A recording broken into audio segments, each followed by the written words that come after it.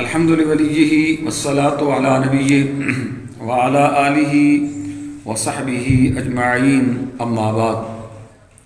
محتشم سامعین حضرات، سلسلہ درس حدیث امام ترمذی نے حدیث نقل فرمائی ہے۔ حضرت سہل بن سعد رضی اللہ تعالیٰ عنہ بیان کرتے ہیں کہ نبی اکرم صلی اللہ علیہ وسلم نے ارشاد فرمایا، اگر اللہ تعالیٰ کی بارگاہ میں دنیا کی حیثیت مچھر کے برابر جتنی بھی ہوئی تو وہ کسی کافر کو اس میں سے ایک گھونٹ بھی پانی نہ دیتا۔ اللہ اکبر۔ میرے محبوب صلی اللہ علیہ وسلم نے کیا پیارے ارشاد سے سمجھایا ہے۔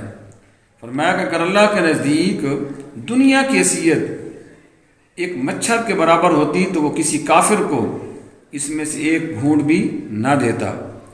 مطلب کیا ہے کہ دنیا کی کوئی حیثیت نہیں ہے۔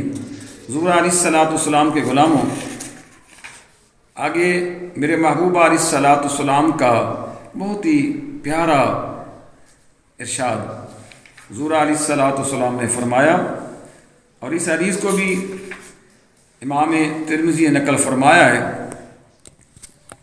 کہ حضرت ابو ہریرہ رضی اللہ تعالی عنہ بیان کرتے ہیں کہ نبی اکرم صلی اللہ علیہ وسلم نے ارشاد فرمایا ہے،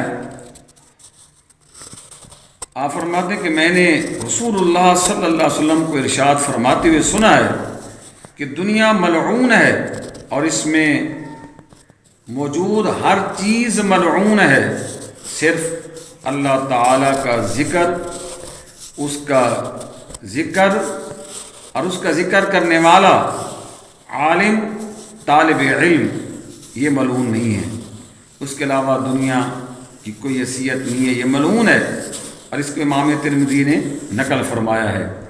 میرے محبوب علیہ الصلوۃ والسلام کے غلاموں، آگے امام ترمذی نے حدیث نقل فرمائی ہے کہ رسول اللہ صلی اللہ علیہ وسلم نے ارشاد فرمایا ہے کہ 3 چیزوں کے بارے میں میں قسم دیتا ہوں کہ تمہیں ایک بات بتانے لگا ہوں کہ تم انہیں یاد رکھنا۔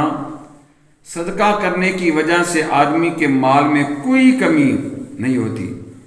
اس بندے کے ساتھ کوئی زیادتی ہو، اس پر صبر کرے تو اللہ تعالیٰ اس کی عزت میں اضافہ کر دیتا ہے، اور جب کوئی شخص مانگنا شروع کر دیتا ہے تو اللہ تعالیٰ اس پر غربت کا دروازہ کھول دیتا ہے۔